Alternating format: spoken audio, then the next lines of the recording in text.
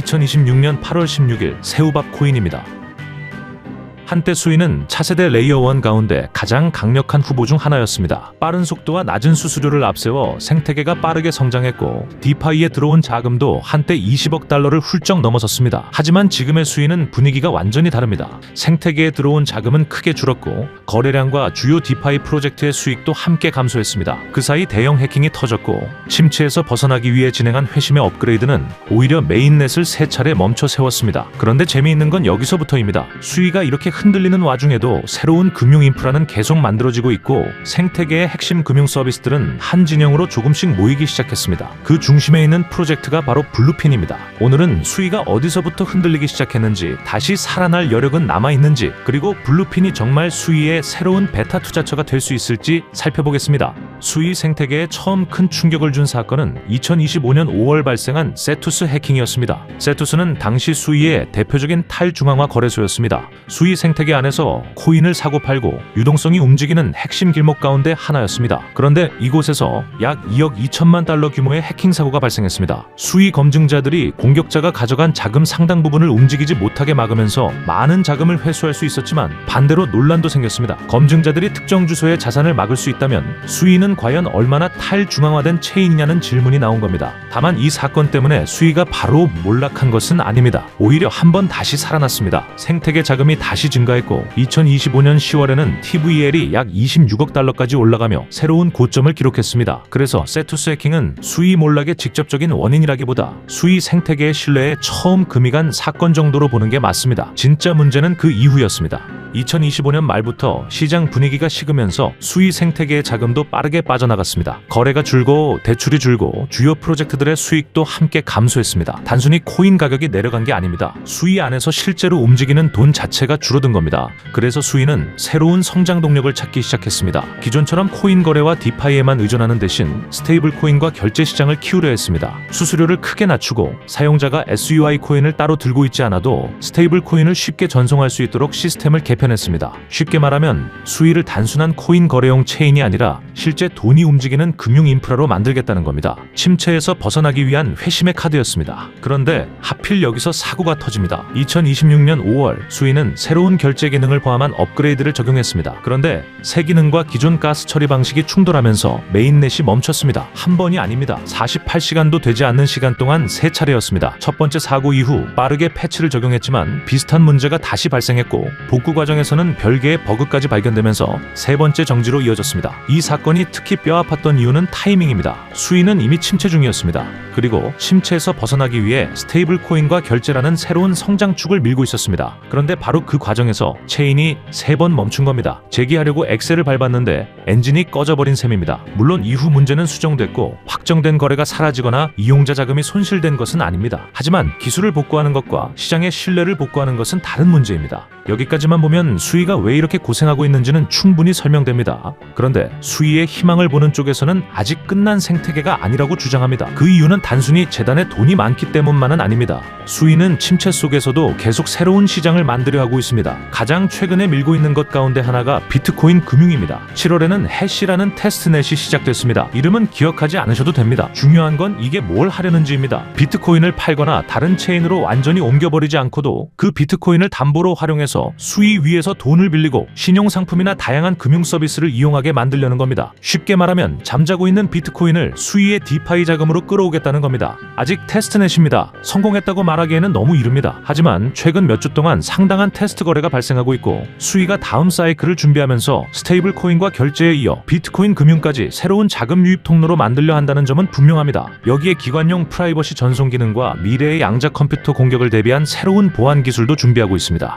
물론 이런 기술 하나하나가 코인 가격을 바로 올려준다는 뜻은 아닙니다. 중요한 건 수위가 침체됐다고 개발까지 멈춘 것은 아니라는 겁니다. 여기에 수위 강세론의 두 번째 근거가 붙습니다. 바로 자본입니다. 수위는 처음부터 전체 코인의 상당 부분을 생태계 지원용으로 배정했습니다. 이 자산은 개발자 지원, 유동성 공급, 신규 프로젝트 육성, 인프라 투자 등에 사용할 수 있습니다. 여기에 수위 코인을 대량으로 보유한 상장 DAT 회사도 있습니다. 이 회사들은 수위를 금고에 넣어두기만 하는 게 아니라 필요하면 생태계 핵심 프로젝트에 자금을 공급할 수도 있습니다. 그래서 강세론자들의 논리는 이렇습니다. 지금 당장 돈을 쏟아부어서 시장을 억지로 끌어올릴 필요는 없다. 이번 하락장을 버틴다. 그리고 다음 상승장에서 시장 자금이 다시 들어오기 시작하면 재단과 관련 자본이 가진 자산을 이용해 생태계에 다시 불을 붙일 수 있다는 겁니다. 즉 수위에는 새로운 성장 동력을 만들 기술도 남아있고 그걸 지원할 전쟁 자금도 아직 남아있습니다. 그리고 그 돈이 실제로 움직이고 있습니다. 대표적인 사례가 블루핀입니다. 블루핀은 수위 생태계의 거래소입니다. 코인을 사고 팔고 파생 상품까지 거래할 수 있는 금융 서비스입니다. 그런데 최근 블루핀 진영이 수위의 또 다른 핵심 금융 서비스를 가져왔습니다. 바로 수위랜드입니다. 수위랜드는 쉽게 말하면 수위 생태계의 대출 플랫폼입니다. 이더리움의 에이브처럼 코인을 맡기고 이자를 받거나 코인을 담보로 다른 자산을 빌릴 수 있는 곳입니다. 최근 블루핀과 연관된 별도 회사가 이 수위랜드 사업을 인수했습니다. 블루핀 진영이 수위의 대표 거래 서비스에 이어 대표 대출 서비스까지 가져온 겁니다. 그리고 이 과정에는 수위에 투자하는 DAT 회사의 자금도 들어갔습니다. 기존에 블루핀에 빌려줬던 물량을 포함해 총 600만 수위 코인이 지원됐고 그 대가로 이 회사가 가져가는 블루핀 진영의 매출목도 5%에서 11%로 늘어났습니다. 즉 단순히 블루핀이 수위랜드를 샀다로 끝나는 이야기가 아닙니다. 수위와 연결된 자본이 생태계 핵심 금융 서비스를 다시 묶는데 실제로 사용되고 있는 겁니다. 여기서 블루핀의 그림이 갑자기 커집니다. 기존에는 거래가 중심이었습니다. 그런데 이제 대출까지 붙었습니다. 수위에서 거래가 늘어나면 블루핀이 수혜를 받고 자금이 들어와 대출이 늘어나면 수위랜드가 수혜를 받습니다. 여기에 스테이킹과 유동성 관련 서비스까지 같은 진영에 들어와 있습니다. 결국 블루핀이 원하는 자리는 단순히 수위의 대표 DEX가 아닙니다. 수위 생태계의 유니스왑이자 에이브가 되려는 겁니다. 그리고 더 재미있는 점이 하나 있습니다. 앞서 말씀드린 비트코인을 수위 금융시장으로 끌어오는 새로운 테스트에도 블루핀이 초기부터 참여하고 싶다는 의사를 밝혔습니다. 아직 정식 메인넷 파트너가 확정됐다는 뜻은 아닙니다. 하지만 방향은 보입니다. 블루핀은 기존 수위 생태계 안에서 거래와 대출만 묶으려는 게 아니라 수위가 새롭게 만들려는 금융시장에도 계속 먼저 자리를 잡으려 하고 있습니다. 이게 성공하면 다음 상승장에서 수위 생태계가 회복될 때 민감도가 상당히 커집니다. 거래량 증가도 먹고 대출 증가도 먹고 유동성 증가도 먹고 새로운 비트코인 자금까지 들어온다면 그 수혜도 받을 수 있습니다. 그래서 사업만 놓고 보면 블루핀은 앞으로 수위 생태계에서 상당히 중요한 프로젝트가 될 가능성이 있습니다. 그런데 코인 투자자라면 여기서 반드시 한번 멈춰야 합니다. 그런데 말입니다. 수위랜드에도 자체 코인이 있습니다. 이름이 샌드입니다. 수위랜드라는 대출 서비스가 있고 그 서비스가 발행했던 코인이 샌드입니다. 그런데 이번 인수에서 수위랜드 사업은 넘어갔습니다. 대출 서비스도 계속 운영됩니다. 관련 기술과 서비스도 새로운 운영 주체에게 넘어갔습니다. 그런데 정작 샌드 코인은 인수 대상에서 제외됐습니다. 이게 굉장히 중요합니다. 우리는 보통 어떤 코인을 살 때 프로젝트가 성장하면 그 프로젝트의 코인도 같이 성장할 거라고 생각합니다. 하지만 코인은 주식이 아닙니다. 사업이 인수됐다고 기존 토큰 보유자가 새로운 사업의 주인이 되는 것도 아닙니다. 수위랜드는 아주 극단적인 사례를 보여줬습니다. 사업은 살아남았는데 토큰은 같이 따라가지 못했습니다. 이 사건은 이제 블루핀의 코인을 볼 때도 반드시 기억해야 합니다. 수위가 다음 상승장에서 다시 살아난다면 수위를 사는 대신 블루핀을 사는 게 더 높은 수익을 줄 수 있지 않을까, 이런 생각을 할 수 있습니다. 기초자산이 움직일 때 더 크게 움직일 가능성이 있는 종목을 고르는 일종의 베타 투자입니다. 그런데 현재 시장에서 수위의 대표 베타로 더 많이 인식되는 종목은 블루핀보다는 딥북이나 월러스입니다. 딥북은 수위의 거래 인프라, 월러스는 수위 생태계의 데이터 인프라라고 생각하시면 됩니다. 둘 다 논리가 단순합니다. 수위가 성장한다. 그러면 인프라 사용이 늘어난다. 그러면 해당 토큰의 수요도 증가할 수 있다. 반면 블루핀은 아직 한 단계가 더 필요합니다. 수위가 살아난다. 블루핀이 성장한다. 여기까지는 비교적 자연스럽습니다. 그런데 블루핀이 성장하면 왜 코인의 가치가 올라가야 하느냐? 이건 별도의 질문입니다.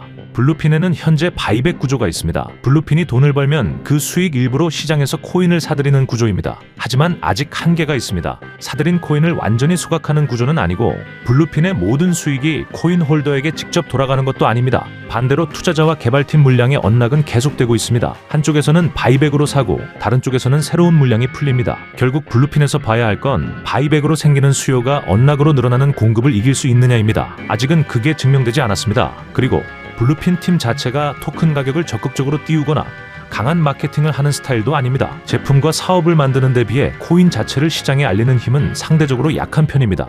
그래서 지금은 좋은 사업을 가지고 있는 것에 비해 코인 가격이 좋지 못한 겁니다. 정리하겠습니다. 수위는 지난 1년 동안 험한 시간을 보냈습니다. 하지만 개발은 멈추지 않았고 다음 사이클을 준비할 자금도 아직 넉넉합니다. 그리고 그 생태계 재편의 중심에서 가장 흥미롭게 볼 프로젝트가 블루핀입니다. 블루핀이 수위의 유닛스왑이자 에이브가 되어 거래와 대출의 핵심 길목을 차지한다면 수위가 다시 살아날 때 블루핀 역시 크게 성장할 가능성이 있습니다. 다만 사업의 성장이 코인 가격 상승으로 이어지려면 조건이 하나 더 필요합니다. 블루핀이 벌어들이는 돈이 실제 코인 수요로 연결되고 그 수요가 앞으로 풀리는 물량을 감당할 수 있을 만큼 강한 토크노믹스를 만들어야 합니다. 결국 앞으로 볼 것은 두 가지입니다. 수위가 다시 살아나는가, 그리고 블루핀의 성장이 코인의 가치까지 연결되는가. 저는 이 두 가지를 계속 지켜보겠습니다. 오늘 준비한 새우밥 딥다이브는 여기까지입니다. 구독, 좋아요 부탁드립니다. 알트코인에 대한 모든 것, 새우밥 코인.